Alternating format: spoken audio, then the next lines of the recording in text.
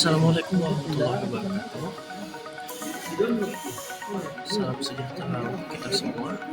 Semoga kita semua sehat selalu. Saya harap kalian sudah siap untuk mengikuti pembelajaran kita hari ini. Bisa kita lihat sendiri materi kita hari ini adalah foto. Oke, jadi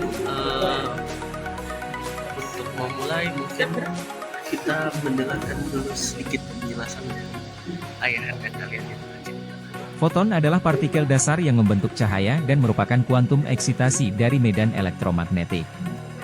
Mari jelajahi karakteristik, sifat, dan aplikasi foton dalam teknologi. Foton adalah partikel dasar yang membentuk cahaya dan merupakan kuantum eksitasi dari medan elektromagnetik. Foton sendiri Mari adalah jelajahi partikel karakteristik, yang tidak sifat, memiliki dan kesekian aplikasi foton dalam dan teknologi. memiliki energi yang Foton adalah partikel dasar yang membentuk cahaya dan merupakan kuantum eksitasi dari medan memiliki elektromagnetik. momentum dan Mari jelajahi karakteristik. selanjutnya kita lihat untuk karakteristik foton. Jadi foton secara umum memiliki tiga karakteristik, yaitu partikel gelombang dualitas, di mana foton memiliki sifat gelombang dan partikel secara bersamaan. Sebagai gelombang, foton memiliki panjang gelombang dan frekuensi. Selain itu, sebagai partikel, foton memiliki energi dan momentum yang diskrit. Kemudian, untuk karakteristik yang kedua oleh foton, yaitu kecepatan cahaya. Foton bergerak dengan kecepatan yang kita tahu adalah konstanta universal 2,9 kali 10 pangkat 8 meter per sekon atau 299.792.458 meter per sekon di dalam ruang hampa. Selanjutnya karakteristik yang ketiga yaitu polarisasi, di mana foton gelombang elektromagnetik yang berayon dalam suatu alat tertentu atau memiliki kutub. Jadi polarisasi itu maksudnya dia dapat dikutupkan. Nanti kita akan dalam lebih lanjut di materi polarisasi.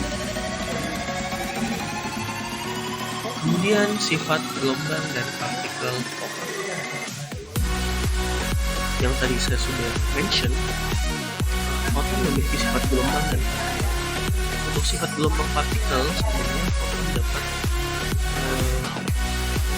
beraktivitas sebagai partikel, yaitu dapat memiliki sifat-sifat partikel dan dapat berlaku partikel, yaitu dapat berinterferensi, dapat didifraksikan atau dilenturkan, kemudian dapat dihembuskan, dapat terefleksi atau dipantulkan dan terefleksi.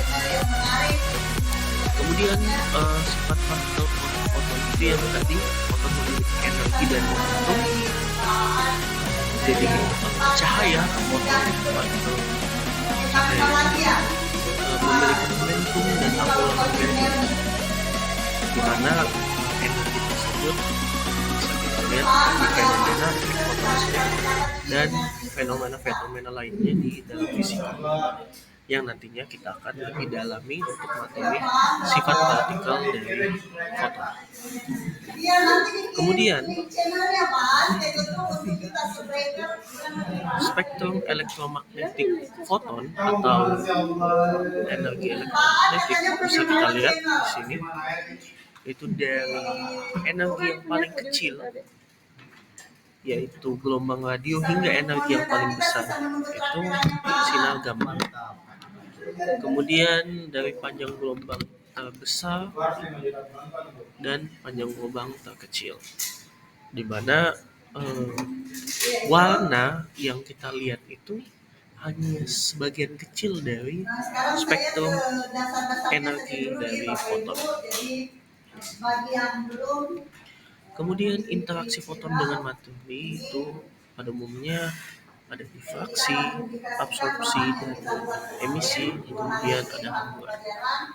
Untuk difraksi, foton mengalami pembelokan atau pelenturan ketika melewati celah yang sangat sempit, di mana difraksi ini menghasilkan pola interferensi yang menunjukkan sifat dari gelombang.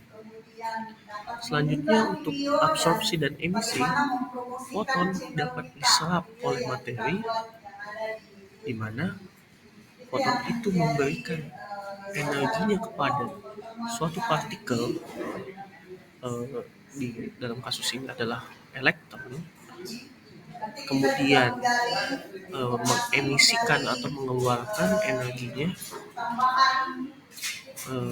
dalam bentuk foton untuk keadaan energi yang lebih rendah, atau bahasa fisikanya itu tersintilasi.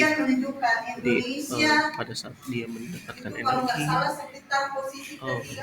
elektron itu akan memancarkan energi lagi dalam bentuk foton atau percikan cahaya. Yang ketiga ada hamburan, di mana foton mengalami perubahan arah energi ketika berinteraksi dengan partikel-partikel dalam suatu medium, seperti partikel atmosfer, dalam menyebabkan penyebaran cahaya di langit biru. Saat kita lihat di langit ya. Sekarang kita melihat aplikasi foton dalam teknologi. Yang pertama ada fotografi. Foton memungkinkan pengambilan gambar dengan kamera, sensor, dan lensa yang mengubah cahaya menjadi sinyal elektronik dalam pembentukan foto digital. Jadi ya pastinya ketika tidak ada cahaya, kita ketika ambil foto ya pasti hitam layarnya atau hitam hasil dari foto tersebut, ya karena hasil atau sensor yang diterima ya ada cahaya yang masuk. Selanjutnya ada komunikasi optik. Foton digunakan dalam serat optik untuk mentransmisikan data dalam kecepatan tinggi dan kualitas sinyal yang baik.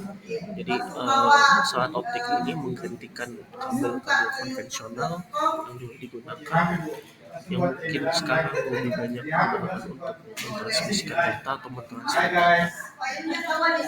Selanjutnya untuk terapi kanker.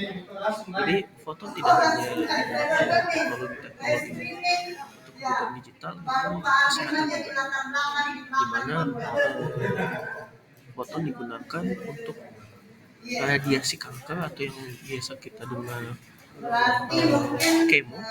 Jadi kemoterapi itu tidak hanya dalam bentuk obat, suntikan injeksi, atau pil, tapi ada juga dalam bentuk radiasi. Radiasi foton berenergi tinggi itu dapat merusak DNA dan sel kanker. Ya, walaupun bisa mengakibatkan kerusakan juga pada sel tubuh, namun foton yang dipancarkan itu difokuskan ke sel kanker yang ada di dalam tubuh agar efek samping yang diterima oleh tubuh itu jadi minimum. Selanjutnya ada teknologi surya. Foton digunakan dalam panel surya untuk mengubah energi matahari, bukan energi panas, tapi energi yang dibawa oleh cahaya matahari. Partikel-partikel cahaya matahari itu dalam bentuk foton yang memiliki energi tinggi masuk ke dalam panel surya yang akan diubah menjadi energi melalui efek fotovoltaik. Nah, jadi kesimpulannya, foton adalah partikel dasar yang membentuk cahaya dan memiliki sifat gelombang dan partikel. Dalam interaksinya dengan materi, foton dapat mengalami absorpsi atau penyerapan, emisi atau pemancaran, dan difraksi atau pelenturan.